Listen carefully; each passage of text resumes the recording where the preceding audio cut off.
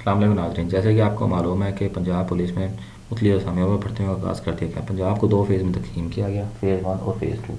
अब फ़ेज़ 1 जो है वो 30 नवंबर से शुरू हो रहा है। 30 नवंबर से फिज़िकल टेस्ट शुरू है कद और छाती की बीमारी, जो 9 दिसंबर तक जारी रहेगी। बहुत से उम्मीदवारों ने ये सवाल किया है कि हमें कोई रनिंग की टिप्स दे दें। अब जैसे कि इस तस्वीर में नज़र आ रहा है, दौड़ लगाते वक्त आपने सिर्फ नीचे देखना है, ना आगे देखना है, ना पीछे देखना है, ना दाएँ देखना है, ना बाएँ देखना है। इस तरह देखने से आपका हौसला पस्त हो जाता है और आप ये सोचें कि हाँ, अगला बंदा मुझे क्रॉस कर गया, मैं पीछे रह गया। इस क्रॉस के दौरान कि जो बंदा मुझे क्रॉस कर गया तो आप जल्दी थक जाते हैं, तो आपका फिर वो दिल करता है कि मैं 10 सेकंड के लिए 20 सेकंड के लिए रेस्ट कर लेता हूँ, क्योंकि अभी तो बहुत टाइम पड़ा है, तो मैं जल्दी पहुँच जाऊँगा। जब आप ये सोचते हैं तो आप उसी वक्त समझ लें, अपने आप को फेल समझें कि आप फेल हो गए। रुकना बिल्कुल भी नहीं है, हल्की हल्की जॉगिंग लाजमी रखनी है, पैदल नहीं, बिल्कुल नहीं चलना, लेकिन हल्की हल्की जॉगिंग लाजमी रखनी है।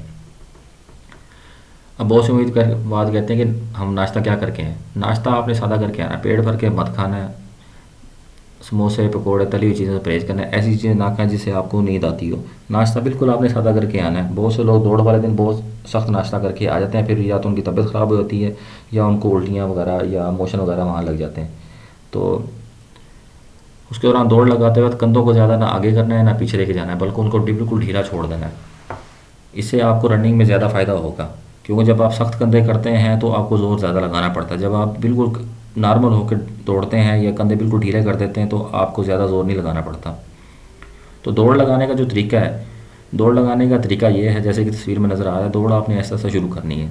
वक्त गुजरने के साथ साथ आपने अपने आप को थोड़ा थोड़ा तेज़ करते रहना है। जितनी तेज़ी से आप अपने हाथ को हिलाएंगे उतनी तेज़ी से आपके पाँव भी हरकत करते हैं। तो बिल्कुल आपने नॉर्मल दौड़ना है, ज़्यादा दौड़ जल्दबाजी नहीं करनी कि शुरू में ही आपने ज़्यादा ज़ोर लगा लिया। अब जो दौड़ के मुतालिक अहम हिदायत हैं वो ये हैं। टेस्ट की दौड़ से एक दिन पहले आपने दौड़ नहीं लगानी। टेस्ट की रात आपने नींद को पूरा करना है। नींद इंसान को एनर्जी देती है और थकावट ख़त्म करती है। दौड़ से आधा घंटा पहले या 1 घंटा पहले आपने पानी पीना है।